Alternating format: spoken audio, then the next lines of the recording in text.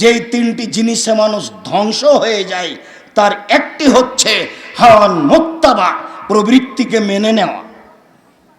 এত বলার পরেও প্রবৃত্তি বলেছে চলো বাইরে ঘুরে আসি, হোটেলে খেয়ে আসি, এর নাম প্রবৃত্তি। এত বলার পরেও প্যান্ট টাকনোর নিচে আছে, তার নাম প্রবৃত্তি।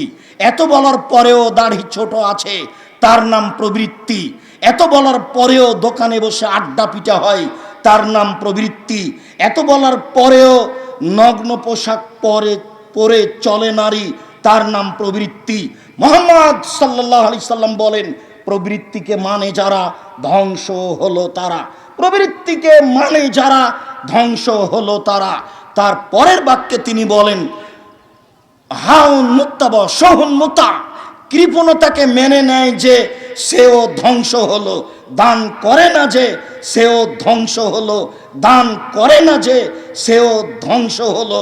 আল্লাহ রাসূল বলেন লা ইয়াদখুলুল জান্নাতা বখিল, কৃপণ জান্নাতে যাবে না। কৃপণতা খুব খারাপ গুণ, বিবেচনা করে চলবেন। আবু হুরায়রা রাদিয়াল্লাহু তাআলা আনহু বলেন রাসূল সাল্লাল্লাহু আলাইহি ওয়াসাল্লাম বলেছেন গফিরা লা ইমরাতিন মুমেসা, পতিতালয়ের এক মহিলাকে ক্ষমা করে দেওয়া হয়েছে, সে জান্নাতে যাবে।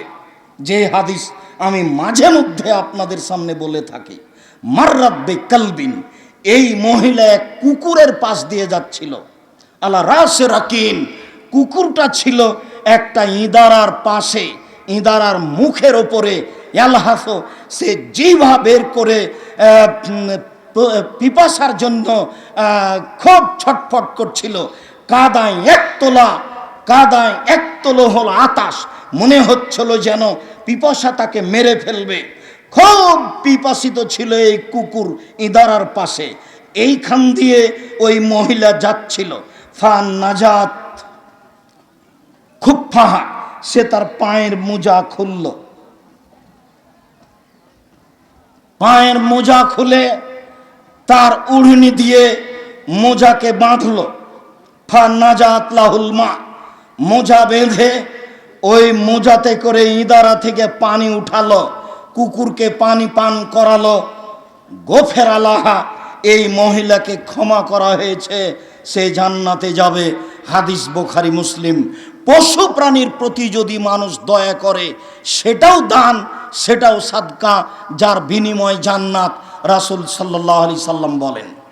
সম্মানিত দিনী ভাই বোন, আবু হুরায়রা রাদিয়াল্লাহু তাআলা আনহু বলেন আল্লাহর নবী বলেছেন মা মিন ইয়াউমিন ইসবহুল ইবাদু ফিহে, নাই এমন কোন দিন যেদিন সকাল করে পুরুষ নারী, নাই এমন কোন দিন যেদিন পুরুষ নারী সকাল করে। অর্থাৎ প্রত্যেক দিন সকালে মালাকানে ইয়ানজিলানে, আকাশ থেকে দুইজন ফেরেশতা নেমে আসেন। ফায়াকুলু আহাদুহুমা, দুইজনের একজন বলে আল্লাহুম্মা আতে লিকুল্লি মুনফিকিন খালাফ, আল্লাহ যে যতটুকু দান করলো তুমি তার ততটুকু পূরণ করে দাও। আল্লাহ যে যতটুকু দান করলো তুমি তার ততটুকু পূরণ করে দাও। আল্লাহ যে যতটুকু দান করলো তুমি তার ততটুকু পূরণ করে দাও। অপর ফেরেশতা বলে আল্লাহুম্মা আমসিক লিকুল্লি মুনফিকিন আতে লিকুল্লি মুনফিকিন তালাফ, যে ব্যক্তি দান করলো না সে তার তুমি অর্থ সম্পদকে ধ্বংস করে দাও। যেই পরিমাণ দান করলো না সেই পরিমাণ ধ্বংস করে দাও। যেই পরিমাণ দান করলো না সেই পরিমাণ তুমি ধ্বংস করে দাও। হাদিস বুখারী মুসলিম। আমি আপনাকে স্পষ্ট বুঝাতে পেরেছি কিনা আমাদের আলোচ্য বিষয় সাধারণ দান। ইবাদতের জগতে সবচেয়ে শক্তিশালী ক্ষমতাধর ব্যতিক্রম ইবাদত হচ্ছে দান। দেখুন আপনাদের দানের ব্যাপারে একটি ঘটনা শোনাই, বুখারীর ঘটনা। আবু হুরায়রা রাদিয়াল্লাহু তাআলা আনহু বলেন আন্না রাজুলান আতান নবী সাল্লাল্লাহু আলাইহি ওয়াসাল্লাম, একটা লোক আল্লাহর নবীর নিকটে আসলো। ফাবাসা ইলা নিসাইহি, আল্লাহর নবী সেই লোকটার খাওয়ার জন্য তার স্ত্রী পরিবারের নিকটে পাঠিয়ে দিলেন, যাও বাড়িতে আমার খাওয়া দাওয়া করে আসো। কুলনা মা মানা ইল্লাল মা, পরিবারের পক্ষ থেকে বলা হলো, স্ত্রীগণ বললেন বাসাতে পানি ছাড়া কোনো খাদ্য নেই। যার কারণে বলেছি, ঈদের মাঠে এতিম ছেলেটাকে দেখলেন আল্লাহর নবী, কোলে নিয়ে আয়েশাকে দিলেন, আয়েশা নতুন জামা পরিয়ে দিলেন, বাচ্চা খুশি হয়ে গেল। একবারে নগদ মিথ্যা কথা, বাড়িতে পানি ছাড়া কিছুই নেই, বুখারীর হাদিস। আল্লাহর নবী বললেন, মাইজিব হাজার রাজুল, কে আছে এই লোককে মেহমান হিসাবে নিতে পারে? কাল রাজুল মিনাল আনসার, আনা। আনসারীদের একজন বলল, আল্লাহর নবী, আমি তাকে বাড়িতে নিয়ে যাব খাওয়ানোর জন্য। ফাকাল আলে ইমরাতিহি, তিনি বাড়িতে নিয়ে গিয়ে তার স্ত্রীকে বললেন, আকরেমি যাইফা রাসূলিল্লাহ সাল্লাল্লাহু আলাইহি সাল্লাম, শোনো আমার স্ত্রী, আল্লাহর নবীর মেহমানকে সম্মান করো। এটা আল্লাহর নবীর মেহমান, তিনি বাড়িতে পাঠিয়েছিলেন, কিন্তু স্ত্রীরা ফেরত দিয়েছেন বাড়িতে কোনো খাদ্য না থাকার কারণে। ফাকালাত, স্ত্রী বললেন, মা ইন্দি ইল্লা কুতু সিবিয়ানি, আমার বাসায় শুধুমাত্র বাচ্চাদের জীবনে বেঁচে থাকার মতো খাদ্য আছে, আর কিছু নেই। শুনুন, বাসায় শুধু আমার বাচ্চাদের জীবনে বেঁচে থাকার মতো খাদ্য আছে, এছাড়া আর কিছু নেই। স্বামী বললেন, হাই তামাক, খাদ্য প্রস্তুত করো। ওয়াসবিহি সিরাজাক, বাতি জ্বালাও। অন্নারদেবী সিবিয়ানাক, বাচ্চাদের ঘুমিয়ে দাও। ফারাদু আসান, এবার সবাই মিলে যেই খাদ্য ছিল সেই খাদ্য খাওয়ার প্রস্তুতি নিল। ফাহাইয়া তামাহা, মহিলা সাহাবীর স্ত্রী, তিনি তার খাদ্য পানি রেডি করলেন। ওয়াসবাহা সিরাজাহা, তিনি তার বাতি জ্বালালেন। আর নামামাত সিবিয়ানাহা, তিনি তার বাচ্চাদেরকে ঘুমিয়ে দিলেন। সুম্মা কামাত, তারপর খাদ্যর পাশে আগিয়ে গেলেন, বাতির পাশে আগিয়ে গেলেন। ফাত ফাতহু, ফাত ফাতহু, তারপরে ওই বাতিটা ঠিক করার কৌশল অবলম্বন করে বাতিটা নিভিয়ে দিলেন। লেইরিয়া নিহু ইয়াকুলানে, দেখাতে চাচ্ছে যে তারা দুইজন তার সাথে খাচ্ছে। আন্নাহুমা ইয়াকুলানে, যে তারা দুইজন তাদের সাথে খাচ্ছে। ফাবাতা তাবিয়ানে, দুইজন ক্ষুধার্ত অবস্থায় সকাল করে দিল। যেইটুকু খাদ্য ছিল মেহমানকে খাইয়ে দিল, বাচ্চাকে ঘুমিয়ে দিল। এ অবস্থায় সকাল হয়ে গেল। ফাসবাহা ফাগাদা এলান নবী সাল্লাল্লাহু আলাইহি সাল্লাম, সকালে তিনি আল্লাহর নবীর কাছে গেলেন। আল্লাহর নবী বললেন, যাহাকাল্লাহু মিন ফালিকুমা, শোনো, তোমাদের দুইজনের স্ত্রীর কাজ দেখে আল্লাহ হেসে উঠেছেন, আল্লাহ খুশি হয়েছেন। তোমাদের দুইজনের কাজ দেখে আল্লাহ হেসে উঠেছেন, আল্লাহ খুশি হয়েছেন। মানুষের কর্ম, বুখারী মুসলিমের হাদিস, মানুষের কর্ম, মানুষ মেহমানকে খাওয়াচ্ছে এভাবে। আমি কি দিয়ে বুঝাই আপনাকে দান কি জিনিস? সম্মানিত দিনী ভাই বোন, আবু হুরায়রা রাদিয়াল্লাহু তাআলা আনহু বলেন, রাসূল সাল্লাল্লাহু আলাইহি ওয়াসাল্লাম বলেছেন, সাবাতুন ইযিল্লুহুমুল্লাহু তাআলা ফি জিল্লিহি ইয়াওমা লা যিল্লা ইল্লা যিল্লুহু, বিচারের মাঠে 7 শ্রেণীর মানুষকে আল্লাহ তার বিশেষ ছায়াতলে রাখবেন। বিচারের মাঠে আল্লাহ তাআলা 7 শ্রেণীর মানুষকে বিশেষ ছায়াতলে রাখবেন। তার এক শ্রেণীর মানুষ রাজুলুন তাসাদ্দাকা ফাখফাহা, দান করেছে, গোপনে দান করেছে। হাত্তা তা লা তালামু শিমালুহু মা তুনফিকু ইয়ামিনুহু, সে তার ডান হাতে দান করলো, বাম হাত বুঝতে পারলো না। তার মানে গোপনে দান করলো। গোপনে দান করবে যে, সে পাবে বিচারের মাঠে বিশেষ ছায়া।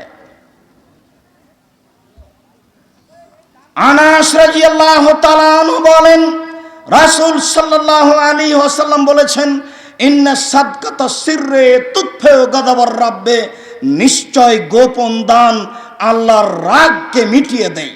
নিশ্চয় গোপন দান আল্লাহর ক্রোধকে মিটিয়ে দেয়। আপনার উপরে আল্লাহ রাগ করে আছেন, ফলাফল জাহান্নাম হবে। দান করেছেন, রাগ মিটে গেছে, ফলাফল জান্নাত হয়ে গেছে।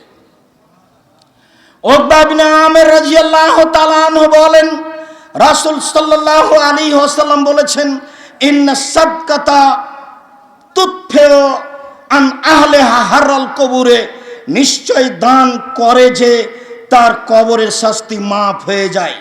নিশ্চয় দান করে যার নামে তার কবরের শাস্তি মাফ হয়ে যায়, তার কবরের শাস্তি বন্ধ হয়ে যায়। একটা লোক আল্লাহর নবীর কাছে এসে বলছে, আল্লাহর নবী, কাদা উফতিলাতা তুম্মি, আমার মা হঠাৎ করে মারা গেছেন, লাউ তাকাল্লামাত তাসাদ্দাকাত, আমার মা কথা বলতে পারলে দান করতেন, আফা উসাদ্দিকু আনহা আল্লাহ সব, আমি কি তার পক্ষ থেকে দান করতে পারি? তার কি নেকি হবে? কালা নাম। আল্লাহ রাসূল বললেন, হ্যাঁ, তুমি তোমার মায়ের নামে দান করো, তার নেকি হবে। ব্যতিক্রম ইবাদত পৃথিবীতে দান। রাসূল সাল্লাল্লাহু আলাইহি ওয়াসাল্লাম বলেন, ইন্না সাদকাতা তুতফিউল খাতিয়াতা কামা ইতফিউল মাউন নারা, নিশ্চয় দান মানুষের পাপকে ওইভাবে মিটিয়ে দেয়, পানি যেমন আগুনকে নিভিয়ে দেয়। নিশ্চয় দান মানুষের পাপকে ওইভাবে মিটিয়ে দেয়, আগুন যেমন, পানি যেমন আগুনকে নিভিয়ে দেয়। সম্মানিত দিনী ভাই বোন, রাসূল সাল্লাল্লাহু আলাইহি ওয়াসাল্লাম বলেছেন, আস-সাদকাতু বুরহান, দান হলো দলিল। আস-সাদকাতু বুরহান, দান হলো দলিল। আস-সাদকাতু বুরহান, দান হলো দলিল। এই জমি আমার, প্রমাণ এই যে দলিল। এই বাড়ি আমার, প্রমাণ এই যে দলিল। বিচারের মাঠে জান্নাত পাবো ইনশাআল্লাহ, প্রমাণ দান। মর্মে সালাফি কনফারেন্সের সমস্ত উপস্থিত দিনী ভাই বোনকে অনুরোধ জানাচ্ছি, দানের বিষয়টি কোনোদিন ভুলে যাবেন না। যেভাবে উপার্জন করেন, যেটুকু উপার্জন করেন, অবশ্যই দানের হাত প্রশস্ত রাখবেন। দান দিয়ে বিচারের মাঠে যত সফলতা অর্জন করতে পারবেন, পৃথিবীতে এমন কোনো আল্লাহ এবং আল্লাহর পক্ষ থেকে দেওয়া ইবাদত নেই যার বিনিময়ে আপনি বিচারের মাঠে তত সফলতা অর্জন করতে পারবেন। দানই একটা ব্যতিক্রম, ভিন্ন ধরনের ইবাদত, যাতে ইহকালে সফলতা রয়েছে, যাতে পরকালে সফলতা রয়েছে, যাতে আপনার সফলতা রয়েছে, যাতে আরেকজনের সফলতা রয়েছে। মর্মে আপনাদের প্রাণের প্রতিষ্ঠান জামিয়া সালাফিয়া সঠিক আকীদার প্রতিষ্ঠান। এই সঠিক আকীদার প্রতিষ্ঠানে দানের হাত প্রশস্ত করো তো কোনো সময় একটু সংকীর্ণতা বোধ করবেন না, কেমন কেমন লাগছে এমন মনে করবেন না।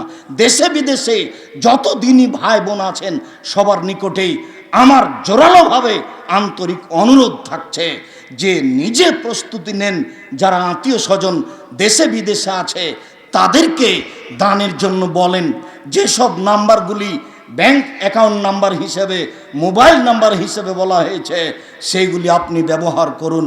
আল্লাহ, আমাদের যারা মারা গেছে তুমি তাদের কবরের শাস্তি মাফ করো। আল্লাহ, আমরা যারা অসুস্থ তুমি তাদের আরোগ্য দান করো।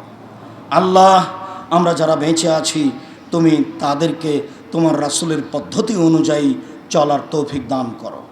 আল্লাহ, তুমি আমাদের জামিয়া সালাফিয়া এবং তার অধীনে যত কাজ হচ্ছে সমস্ত কাজকে যথাযথভাবে মূল্যায়ন করার তৌফিক দান করো।